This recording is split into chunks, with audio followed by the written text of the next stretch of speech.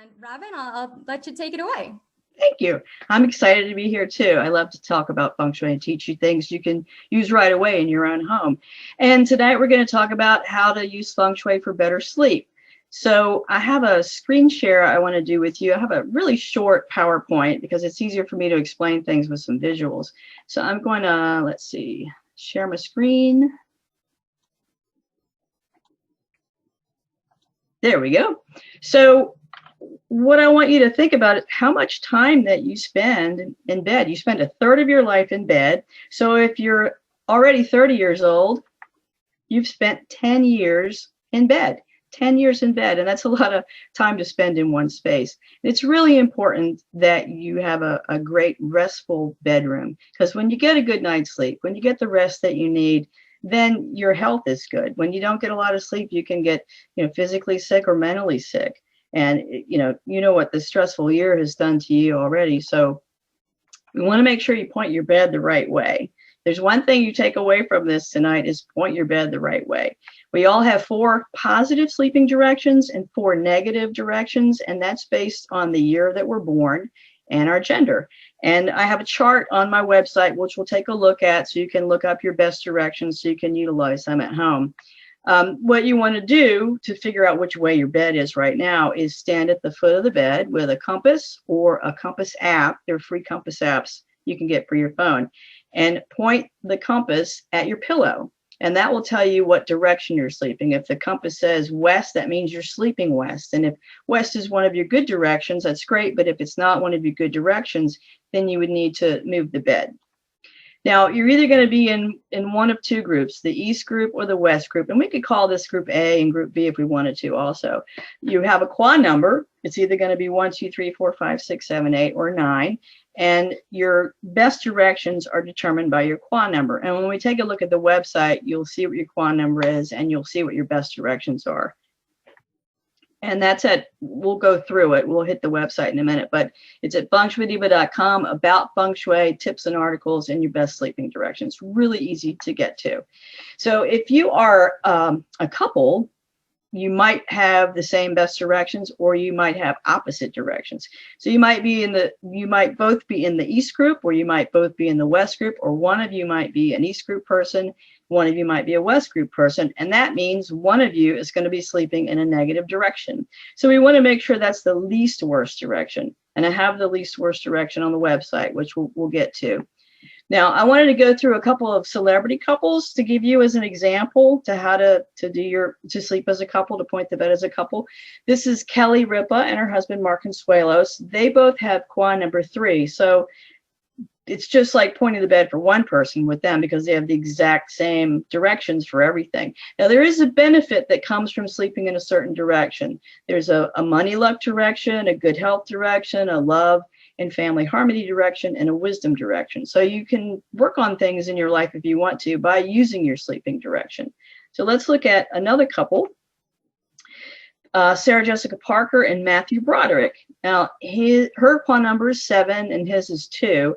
And they're West group. They're both West group. So they have this exact same 4 good sleeping directions, 4 positive sleeping directions, but they each get a different benefit from the direction. So her money direction is northwest. You can see that in red. And for him, that would be his love direction. But when they point their bed in either northeast, west, northwest, or southwest, they're both sleeping in a good direction. So it's easy for them. They just have to figure out which benefit they would like if they have options for that. And this is Beyonce and Jay-Z, and they have opposite, they're East group, West group. So he's quad number 4, she's quad number 5.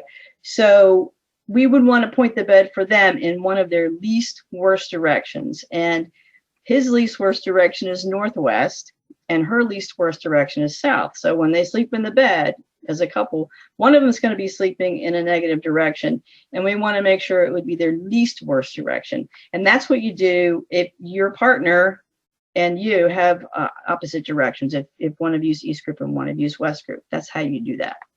We want to make sure that the bedroom is yin.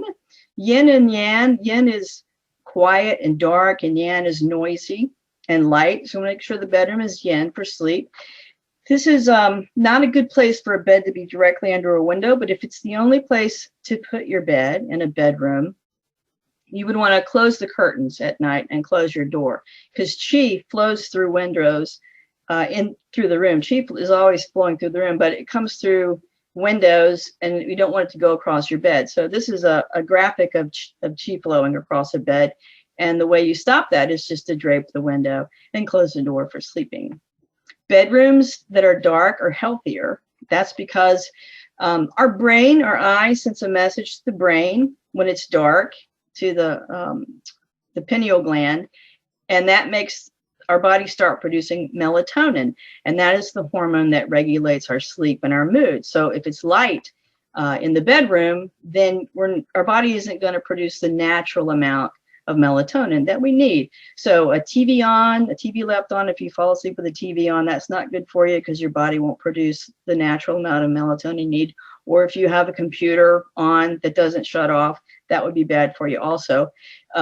You could have a street light. If you live in the city, you could have a street light shining through your bedroom window, and you can just get a room darkening curtain for that. If you are a third shift worker and you have to sleep in the daytime, you can cover your eyes and your body will produce the amount of melatonin that you need. EMFs, electromagnetic frequencies, also reduce melatonin. And if you don't have enough melatonin, you're not going to get a good as night's sleep as you could. So you want to look out for the EMF sources at night in bed, and also like what's behind your bed. This is a picture of a home, and this is, let me get my mouse here. This is the electrical coming into the home. So if your bed was right there, you're going to get a really heavy dose of EMFs, and that's going to affect your melatonin. And you can see it goes all the way up. So if the bedroom is up here and the bed was there, that wouldn't be good also. So you want to look at what's on the opposite side, what's on the other side of the wall where your bed is, and make sure it's not an EMF source that would be bad for you.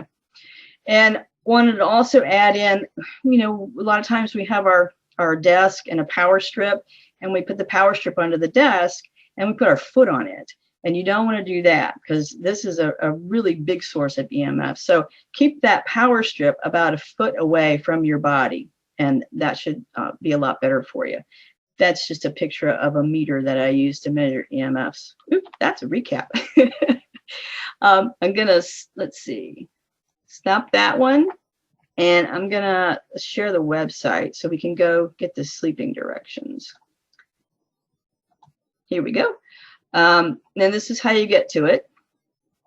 This is fengshuidiva.com, about Feng Shui, tips and articles, your best sleeping directions.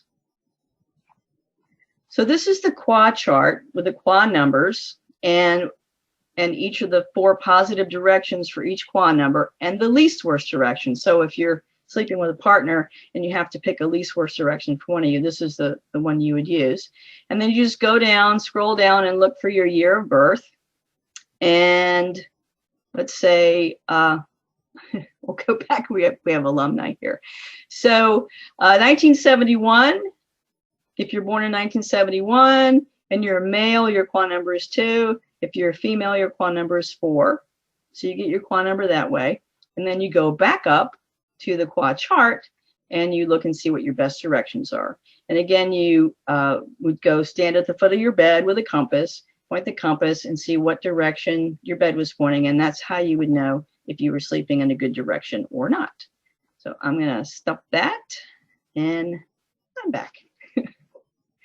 So that's the best way to set up your bedroom. Make sure it's dark for sleeping, that you don't have a lot of EMFs around you, and you sleep in a positive direction. And that should get you a good night's sleep using Feng Shui.